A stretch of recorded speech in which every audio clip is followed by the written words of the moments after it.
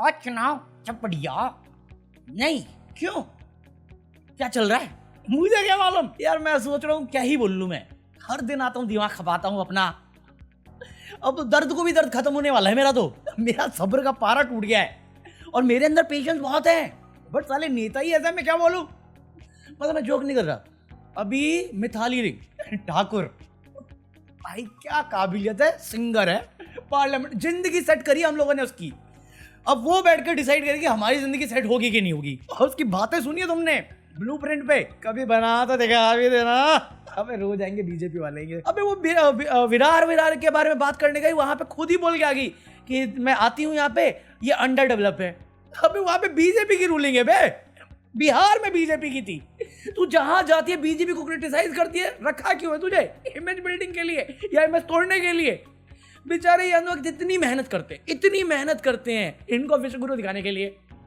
वो खुद काफी है अपने आप को तबाह करने के लिए, हमें तो मेहनत करने की जरूरत भी नहीं। आओ मेरे साथ संबंध बनाओ। और मोर ओवर मैं नेता को भी क्या बोलूं, जब हमने वोट ही दिया है मूर्तियां बनवाने के लिए, है हिंदू को खतरे से बचाने के लिए, बांग्लादेश के, हिंदुस्तानी नहीं, वो गंदा पानी पिए, वो गंदी हवाएं सूंघे, या फिर जब तुम्हारी तबीयत खराब हो और तुम्हें खून की जरूरत हो तो बकरी का खून ले ले। मजाक नहीं कर रहा हूँ, रेड बड़ी ह्यूमन ब्लड बैंक में और वहां पे सैंपल मिले बकरी के खून के, इंसानों पे चढ़ रहा है, इंसानों पे।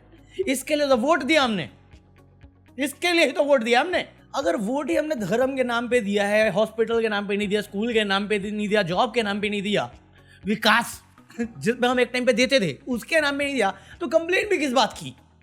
मतलब तुम अभी भी ट्रेन से लटक के जा रहे हो। महाराष्ट्र में तो खबर है भाई, रिपोर्ट कहती है कि पर डे 6 लोग लोकल ट्रेन से डिलीट होते हैं। बट एमसीडी के इलेक्शन में वो बसेस की बात कर रहे हैं बांग्लादेशी को भेजने के लिए। ट्रेन के बारे में तो सोच भी नहीं रहे कि गेट लगवा देते हैं या ट्रेन की सर्विस से बढ़ा देते। छोड़ो ना, ये लो 3000 रुपए, 3000 लो, अपना वोट मुझे दे दो बस। खुलेआम कर रही है अजीत पवार की पार्टी, फडणवीस की पार्टी, और कोई कुछ नहीं कह रहा क्योंकि ज्ञानेश भैया तो ऐसा है बिजी है। नाम काटो भाई, ये आर्मी वाला है, फर्क नहीं पड़ता, साबित कर इंडियन है।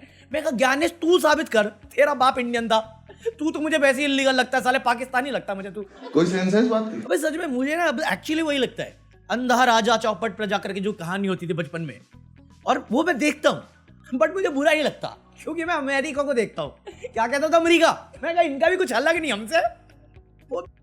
बेवकूफ विश्वगुरु, चल पकौड़ा, इसको लेके आया तुम, हमारा वाला कौन सा बुरा है? थैंक यू भैया, थैंक यू। अबे दोनों अगर देखोगे ना तो बस लेवल का फर्क है। ये बस चिल्लाता मैं विश्वगुरु, मैं विश्वगुरु, वो करके दिखाता है कि बोले कोई भी, करने वाला तो मैं ही हूं। बन गया ना वो अनऑफिशियल प्रेसिडेंट वेनेजुएला का, और अभी इंडिया पे लगा दिया 25% टैरिफ एक्स्ट्रा। अभी 500 वाला लगा नहीं, 50% में थे तो हमारी इंडस्ट्री जो एक्सपोर्ट की थी, सी मार्केट थी, टेक्सटाइल थी, सब अफेक्ट हुआ था। फार्मा अफेक्ट हो रहा है, अब 25% और लगा दिया है। मार लाइफ मार रूल्स, जो मैं चाहूं वही करूंगा। और मैं ये सोचता था, उसने बोल दिया मेरी मोरालिटी, मेरे डिसीजन, मेरे खिलाफ खड़ा होने वाला आदमी सिर्फ मैं, it's me against me. Joke नहीं कर रहा हूँ, 25% टैरिफ लगा दिया उसने। ऐसे रात को उठ के, उसको नींद खुली होगी सुसु करने के लिए, उसको नींद नहीं आई होगी, उसने कहा क्या करें, चलो मोदी जी समझ ले लेते हैं, क्योंकि मोदी जी कुछ कहते नहीं। मैं बोल रहा हूँ ना, मोदी जी सपना देखते हैं ना, ट्रम्प वो सपना जीता है। उसने कहा नहीं मेरे को नींद नहीं आ रही, चलो मोदी जी समझ लेते हैं। तो उसने कहा ईरान, हाँ ईरान, उसके पास भी तेल बहुत था, साला बड़ा कूद रहा है, खुदा करा है वो। तो उसने बोला अगर तुम ईरान से डील करते हो तो 25% एक्स्ट्रा देना पड़ेगा टैरिफ तुम्हें, 75%। अब इस पे कोई सेलिब्रिटी नहीं आके बोलेगा मोदी मोदी मोदी है तो मुमकिन है। अरशद वारसी, वो कौन सा है वो? अरे वो 12th फेल वाला कौन था, उसको बुलाओ ना। मर्सी, वो मस्सी जो भी है वो, मोदी चुप पकौड़े। अबे सच में हमारे देश में बहुत कम सेलिब्रिटी हैं जिनमें इतना गूदा है। मनमोहन के टाइम में या उससे पहले वाली गवर्नमेंट में एटलीस्ट हम गवर्नमेंट को क्रिटिसाइज कर सकते थे उनके डिसीजन पे, अगर हम डिसएग्री करते हैं, और उस टाइम पे ये लोग करते भी थे। अभी पता नहीं क्यों किसी का खौफ है उनको, मुझे नहीं मालूम किसका है, तुम्हें पता है क्या? अबे मार्क रफेलो आके बोल के गया है कि हमारा जो नेता है, हमारा जो प्रेसिडेंट है वो सटिया गया है, हमारा जो प्रेसिडेंट है वो क्रिमिनल है और ये हमें खतरे में डाल रहा है। वो खुलेआम बोला, क्रिटिसाइज किया है। शाबाश बेटा। अबे इसने तो ये किया ही किया। वहां पे कल खबर आई, जब मैं कर रहा था तब मुझे नहीं पता थी, बट ये पता था कि चाइना के साथ ये मीटिंग करने वाले हैं। तो कल बीजेपी हेडक्वार्टर में चाइना की जो पार्टी है, जो रूलिंग पार्टी है, वो बीजेपी हेडक्वार्टर में कुछ डील करके आई है, कुछ तो डील करके आई है। हाँ, चाइना ऑपरेशन सिंदूर में है, जिसने पाकिस्तान को सपोर्ट दिया। वही चाइना जो अरुणाचल प्रदेश को अपना पार्ट बनाता है, वही चाइना जिसको हमें बॉयकॉट करना था, बट हमारी सरकार 100 बिलियन से ज्यादा इंपोर्ट करती है। वही चाइना जो गलवान में उंगली करके हमारे सैनिकों के साथ गलत काम कर रहा है। वही चाइना जिसको हम ला ला के दिखाते थे। लेजर आई के फ्यूल खत्म हो गया क्योंकि रशिया से लेना बंद कर दिया ना, तो घर बुला लिया, कहते अतिथि देवो भव। ये कौन सी फॉरेन पॉलिसी है? चाइना ने जी लात मारी अमेरिका, और अमेरिका ने टैरिफ मारा वापस चाइना। मतलब अभी क्या 2020 में था जब कांग्रेस चाइना के साथ बैठ गई थी कुछ बात करने के लिए, तो ये इतना चिल्लाए थे। अब ये रूल तक न्यूज चैनल एड्रेस भी नहीं किए।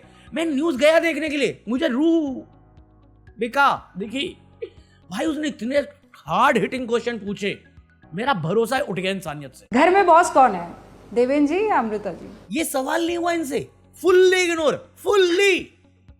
भाई कल की ये बात है जिसको ला ला के दिखानी थी, जिनको बॉयकॉट करना था, जिनसे हमारा कोई रिश्ता नहीं होना चाहिए था, क्योंकि वो हमारे सैनिकों पे, हमारी प्रॉपर्टी पे अपना हक जताते हैं और हमारा बुरा चाहते हैं।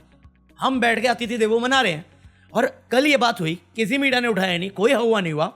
आज चाइना आया, बोला देखो ये सक्षम वैली है, हमारी है, हमारी है, हम यहां जो करें हमारी प्रॉपर्टी है, किसी को दिक्कत है उखाड़ लो। मैं बोलना भी नहीं चाह रहा, बट ये जब मैं सुनता हूं, फिर मैंने ये जो देखा, उसके अंदर से मेरे अंदर की ऋचा चड्डा जाग गई। कब खून खोलेगा रे तेरा नारकली? चाय भी ठंडी बेचता था क्या? तेरी तो रगों में सिंदूर बह रहा था, खून में। कब खोलेगा खून तेरा? अरे मुंह खोल, डमरू बजाने वाले। मुझे परवाह ही नहीं है। सोनम वांगचुक को तुमने नेशनल सिक्योरिटी थ्रेट बना के जेल में डाल दिया, और तुम आज ये कर रहे हो, और तुमसे बात करने के अगले दिन आके ये क्लेम कर गए, और तुम्हारा को कोई कुछ नहीं कहना। क्या है मतलब, सेंस क्या है इस बात का? विश्व गुरु है तो तुम्हें हमें तिब्बत अपना लेना चाहिए था, या पीओ के लिए आना चाहिए था। योगी तो चिल्लाता रहता था 6 महीना, अब तो वो भी शांत होकर बैठा हुआ है। क्या है ये? मुझे क्रेडिट नहीं चाहिए। नहीं होता मुंह पे बोल दो भैया, नहीं हो सकता, जुमले बाजू मैं फेंकू चंदू। मुझे बस हीरो बनना था, मेरे को ख्वाहिशें पूरी करनी थी। तुम्हारे पैसे को लूट के मैंने कर लिया, अपने दोस्त ने जिसने मेरे को जिताया था उसको मैंने अमीर कर दिया। क्या बकैती है ये सवाल करना मेरा एंटी नेशनल हो जाएगा। बट इनको फ्री फंड में ये कुछ नहीं कर सकते, ये देश को बेच दे तो ये सब कुछ देशभक्ति होगा, क्योंकि इन्होंने पूरे इंडिया में से आधे से ज्यादा पॉपुलेशन को एक नरेटिव, एक ब्रेन रॉट में डाल दिया है।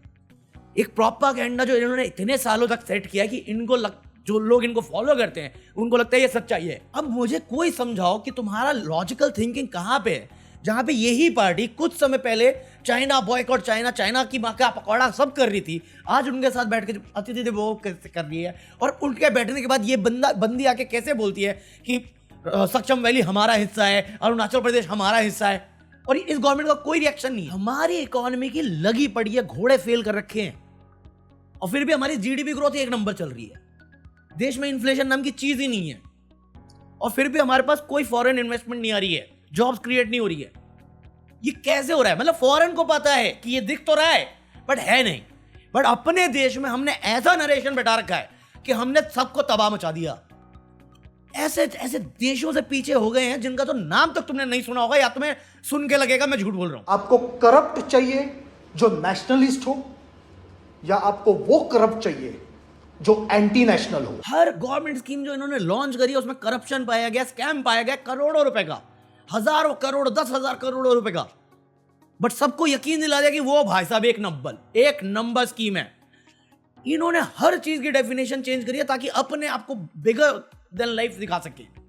है कुछ भी नहीं, सिर्फ हुआ है, 56 इंच हुआ था, मैं बोलते आ रहा हूं। हम आइसोलेशन में बैठे हुए हैं, हमारे किसी भी पड़ोसी के साथ रिश्ते अच्छे नहीं है, हम अमेरिका से डर के बैठे हुए हैं, एक जवाब नहीं दे पाते, वो हमें कितना भी कर दे। एक टैरिफ लगाना है, सिर्फ एक टैरिफ, वो 500 लगा रहा, तुम 1000 लगा दो, हैम्पर होता होने दो, वैसे भी तो हो ही रहा है ना। और डिप्लोमेसी में तुम कहीं नहीं पहुंचने वाले, ये मैं लिख के देने को तैयार हूं, क्योंकि पहुंचना होता तुम पहुंच चुके होते।